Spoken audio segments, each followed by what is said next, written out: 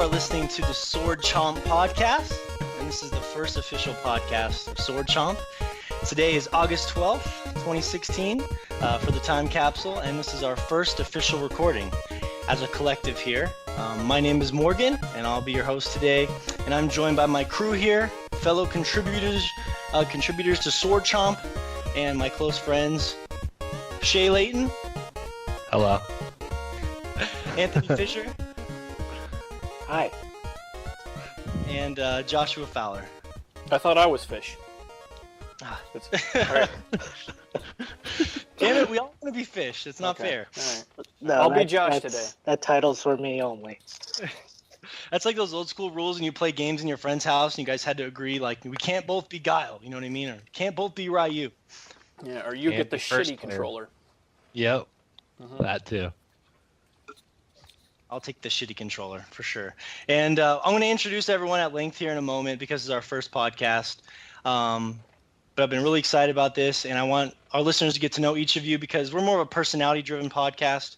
You know, we're not we used to be part of a podcast website called secondplaythrough.com. But, you know, we're not well-known gaming journalists and writers and things like that. So it's going to be very personality-driven. So that's why I want to get into some good intros with you guys. And then we'll get into some game talk. So if you don't want to hear that, you can just skip right ahead to the game talk, I guess. But, you know, I wanted to tell you guys that when I was sitting down to prepare for this, I realized in a way that I'm like the linchpin that brought all of you guys together. You guys would have probably never even met without me meeting you at some point in my life and bringing you all together, which is really cool because I realized I met all of you guys through some sort of like video game related circumstance, which is pretty cool. And so I wanted to go all the way back to start these introductions here. I'm going to start with you, Fish, because I've known you the longest, so that's why I wanted to start with you. And, I mean, God, we met all the way back in what? It was like eighth grade? 7th grade? Yeah, back in, I think, 98 or 99, which is quite a long time from now. But, yeah, we met back in 7th grade, I believe.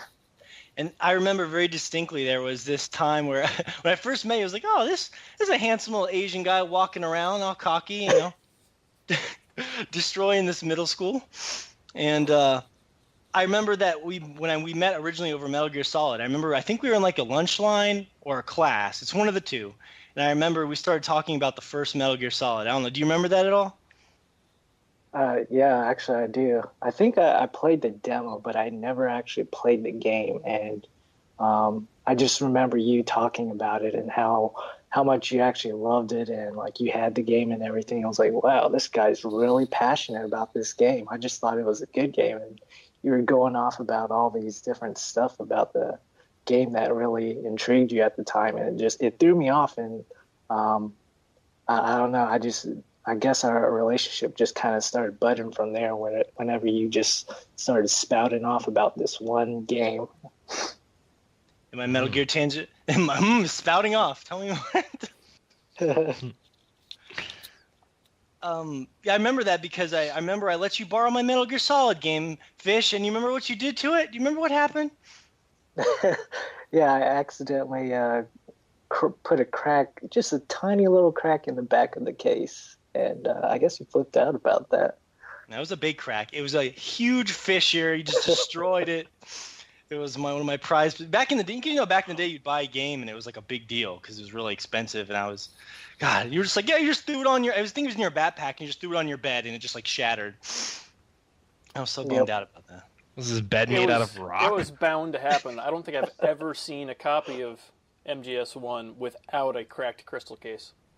It just doesn't happen. Yeah, it's because all those PlayStation. Cracked.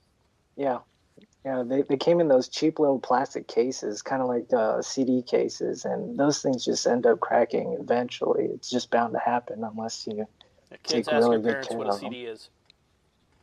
Kids ask your parents what a CD is. Kids ask your parents what a CD is. Josh, you're going to have to answer that question one day as your children grow up.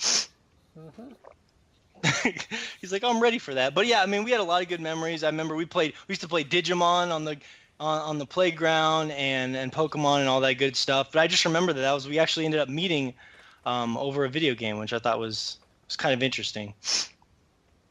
Yep. And that leads me to, so I've known you forever, and that leads me to Josh. And God, Josh, I've known you since Mississippi. Man, I don't even know how long ago that was, but we were in high school. Yeah, then what, 2003, 2004? Yeah, that sounds right. Probably 2003. And I think we met through a mutual friend. And I remember the first thing I thought about you when I met you, Josh, is you were a Nintendo kid, weren't you?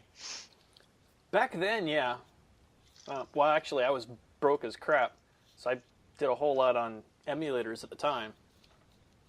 But yeah, more so Nintendo. But That's true. Josh brought me into the world of emulators even when I was in high school back in the day. But I mean, you had your 64, and you were all about your Game Boy Advance at the time, and you didn't have a PlayStation or anything like that. And I remember just being like, man, this kid is just all about Nintendo. But we kind of, showed each other different games. Like you showed me all these classic Nintendo games. You brought me over. I remember one time you showed me like Castlevania on the 64, and which I'd hardly call a classic, but all the games to show me, Josh. What the hell?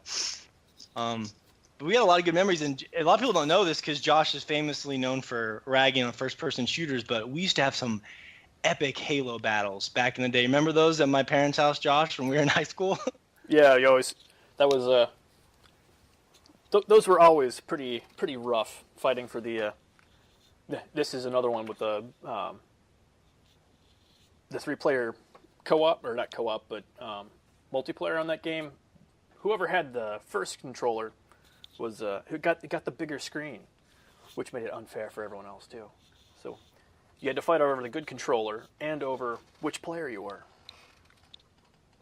which didn't really help you ever. I don't think you ever won. Did you ever win, Morgan? I think I won a couple. Okay, all right. Morgan doesn't win video games. No. I just enjoy the competition, guys. I'm not about the winning. It's about the experience.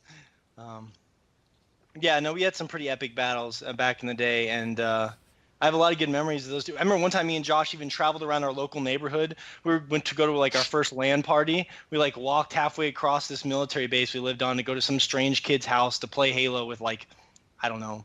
It was the house was full of people. We were playing with like 8 people, so it was a lot of fun. You remember that? You remember that weird day, Josh? Yeah, that should have tipped me off to ever getting on Xbox Online. Just that one LAN party. I should have known better at that point. But that was a taste of the Call of Duty years to come. Speaking of Call of Duty, that's a nice segue to Shay Layton. Yeah. No, that was a joke when we first met you. Actually, it's funny, Shay. We met you more recently. It was like, was it 4 or 5, 6 years ago? 6 years ago now, yeah. And you actually came in halfway through when we started our old podcast and met through a mutual friend. Yeah, a former host who is here in spirit. In spirit. But you were actually listening to the podcast a little bit, like even before we met you. And I remember the first time I met you, you were stalking. You worked a job, and you were stalking where I worked. And I walked up to you and I introduced myself, and you were telling me you were playing Limbo at the time. Yes. That was good. That was good because I remember actually talking with you about that, and I used to work at Coca-Cola, and I was stalking at Albertsons, and I actually remember this so vividly. I was listening to the podcast where you guys were talking about Limbo, you and Adam and Josh is just sitting there ragging on it. I was like, who the fuck is this asshole ripping on this game? This game is so good. How do you not like this game? And that hate perpetuated throughout the remainder of the podcast. See, Josh, he had never met you, and you've already left an impression on him. But the impression got much better, obviously, as time went on. Can't like everything. So. That's true. Well, and Shay, you actually came up with. I was going to ask you if you were the last person I was going to introduce here, because you kind of were thinking of. You ended up coming up with the site name that we settled on. And we kind of battled about it back and forth for a while, and then kind of drug Josh into the muck here. But you came up with the whole Sword Chomp idea. But your rationale behind the name I thought was kind of cool, so I was going to give you a chance to just explain what made you think of it. Well, I was initially just trying to throw out every name I could, and then I just threw this name out randomly, looked at the domain, and I was like, oh, it works. And then I thought, like, how can I actually relate this to gaming? And the first part of it, the sword part of it, is really how I view it is just like gaming in general, how people really just digest, like us specifically, more or less digest everything about gaming. We enjoy it so much that we want to digest every bit of it, whether it's news or it's the actual gameplay or who's making these games, who's making the soundtrack, so on and so forth. And obviously the second part of that name describes the digestion portion of that. So really for us, it's about immersing ourselves into the gaming world and immersing ourselves into each and every game that we play, whether or not we like it, because we want to experience that for the experience and the enjoyment of ourselves, and then we want to share that with other people. Well, and Sword Chomp sounds cooler than Sword Digest. So thank you for that. Sword That's actually mastication. the monthly publication that we do. It lets you play the first 5 minutes of about a dozen games each month. It's our own Abridged, gameplay, so to yeah, speak. abridged versions of famous games. Yeah.